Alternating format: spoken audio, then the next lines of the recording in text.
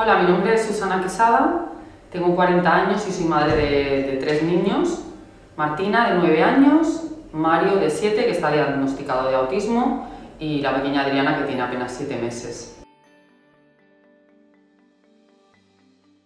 Con 6 meses ya después de una serie de bronquitis repetitivas le ingresamos en la clínica y después de la medicación que se le dio, nosotros cuando volvimos a casa volvimos con el niño ya sin la bronquitis, pero el niño ya había hecho un cambio. Se comportaba de manera diferente, empezaba a tocarse con los deditos en la cara, los juguetes los tiraba, siempre estaba enfadado, cuando había sido un niño muy tranquilo, que dormía bien. Hubieron una serie de cambios muy marcados en ese justo momento.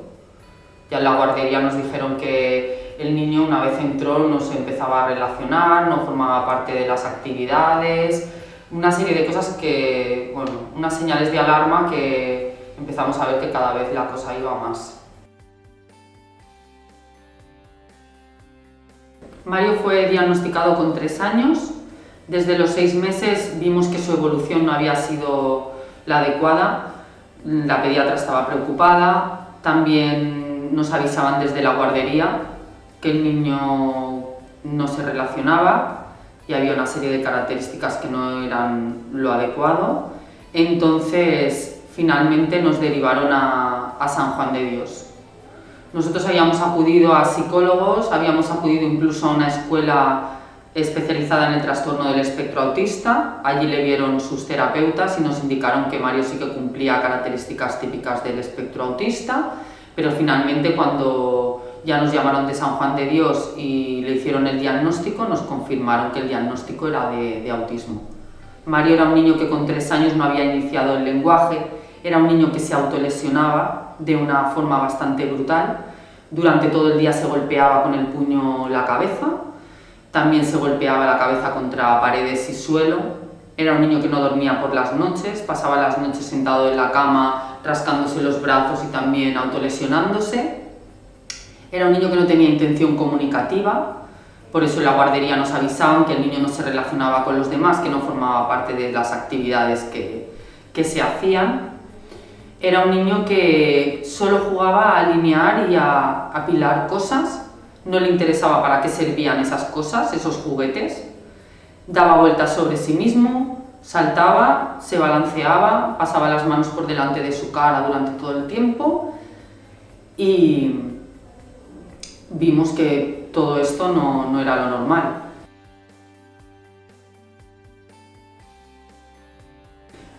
A partir de tener el diagnóstico, nos indicaron visitas con la neuróloga, que nos recetó lorazepam, y se nos indicaron visitas de seguimiento. Nos dio un poco de miedo, era un niño de 3 años al que teníamos que empezar a medicar con ansiolíticos y nos quedamos dudando.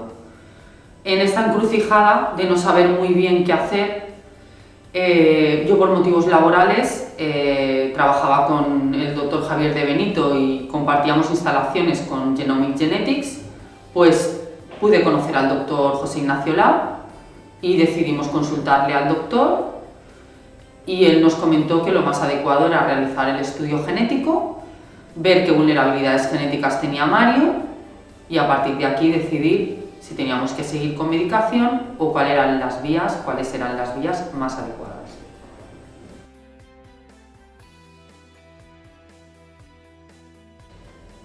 En el estudio genético del Dr. Lau, con este estudio pudimos conocer las vulnerabilidades genéticas que Mario tiene.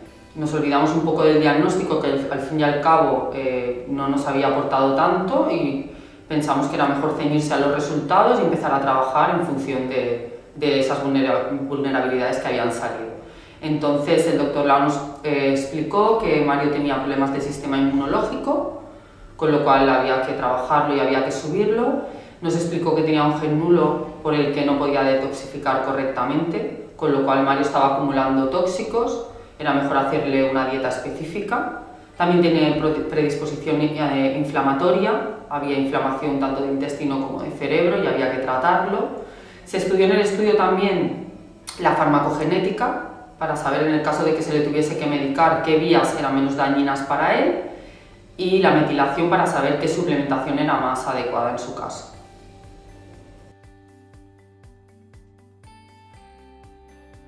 Su tratamiento consistió en una dieta específica, suplementación y terapia. La dieta tenía que ser específica porque había salido este gen nulo por el que no podía detoxificar, con lo cual era una alimentación libre de químicos, de aditivos químicos, de colorantes, conservantes que podían dañarle. También que no fuesen alimentos que inflamasen más, tenían que ser alimentos específicos para este tema. Y aparte una suplementación que fuese adecuada en su caso. Empezamos a hacer todo esto, también le apuntamos a terapia ABA y juntamente las tres cosas pues empezaron a ayudar a Mario.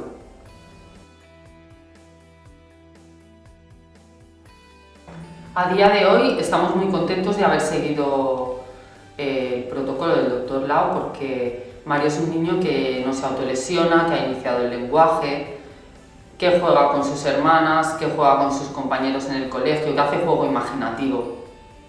Es un niño que ya no tiene estereotipias, ya no mueve las manos, duerme muy bien por las noches.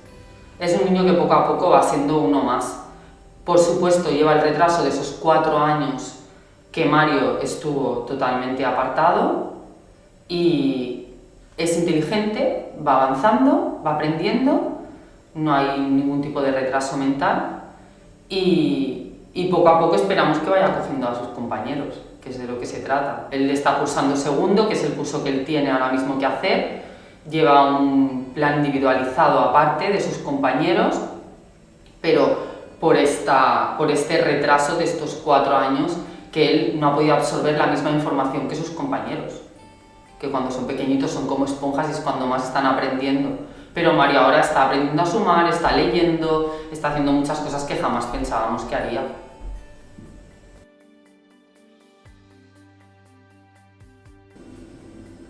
Ha influido muchísimo. Ha influido primero en la manera de tratar a Mario. Imagínate el vértigo cuando te dan una receta de un ansiolítico para un niño de 3 años. Tú piensas que quizás sea la mejor vía.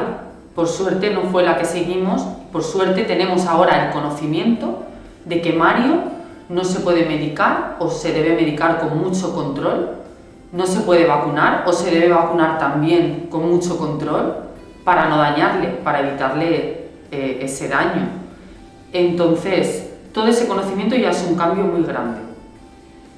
El saber que Mario ha recuperado su empatía, puede llevar una rutina normal, como cualquier otro niño, puede ir al colegio, hacer amigos. ¿Quién te dice que no el día de mañana conocer una pareja y formar su propia familia? Es lo máximo que quieren unos padres, que su hijo tenga la opción de tener una vida en el futuro, de no tener que pensar que yo voy a estar en la calle con mi familia y que mi hijo va a tener que estar en un centro porque es lo mejor para él, en sus condiciones. Eso ya es lo máximo. Después, por ejemplo, a nivel personal, el haber decidido tener otra hija. Mario tiene una hermana de 7 meses, yo me he cuidado todo el embarazo y eso me ha permitido evitar daños a la pequeña, porque no sabíamos si compartía esas vulnerabilidades que Mario tenía. Entonces, primero cuidarme durante el embarazo, para evitarle esos químicos que pudiesen, por ejemplo, hacerle daño igual que a él. Y después, una vez ha nacido, hacerle el estudio genético para saber si comparte esas mismas características que su hermano y actuar en consecuencia. Es decir, a ella la puedo vacunar tranquilamente,